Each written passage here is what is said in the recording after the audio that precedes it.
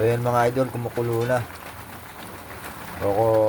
Okay na yung isda, luto na. Hintayin lang natin may ganang konti yung sabaw para maglangis-langis yung gata. Magandang hapon mga idol. Tapos tayo ng yun. Magluluto tayo ng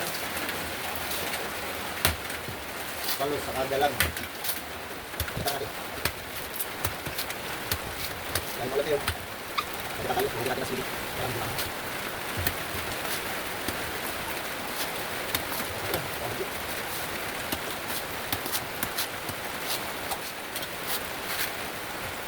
Hindi lang naman yung mga detalye. Sa ulam.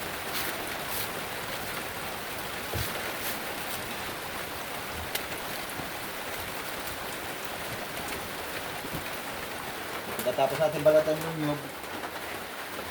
Kakayurin naman natin.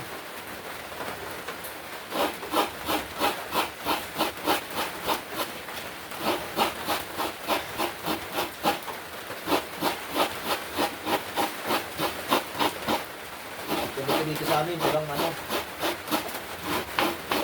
kairan talaga. Walang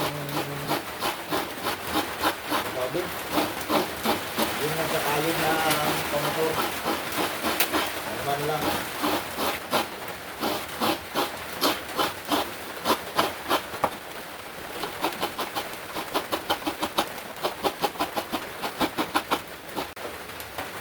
Ito nga pala yung gagataan ko, dalag at saka palos. Mayroong ilang pirasong biya, so kasama na rin sa gata para isang luto lang. Ayan yung dalag. Malaki na rin naman, nahuli kahapon yung palos. So lagyan natin ng luya saka sibuyas. Gagawin ko, papaksiw ko muna, tapos saka ako gagataan.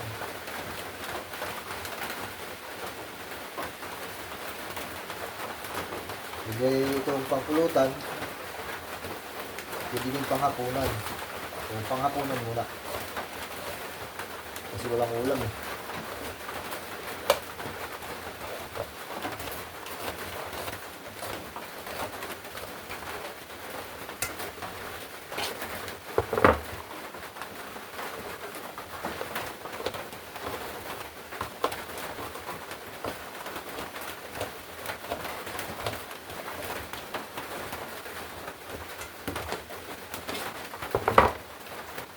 Tapos lagyan natin ng suka.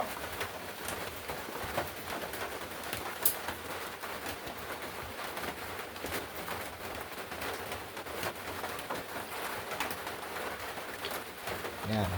Tapos konting asin muna.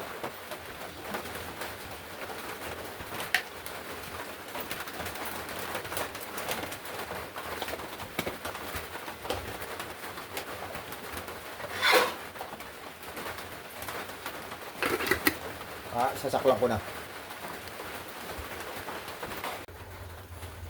Ayan. So ngayon, iga na yung suka. Ay, tubig. Lagyan na natin yung gata.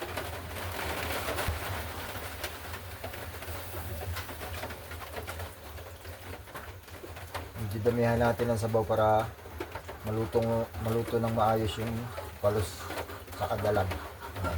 Apa na yan kasi apaw na. Hintayin lang natin maiga. Siyempre hindi mawawala yung pampainit ng sili.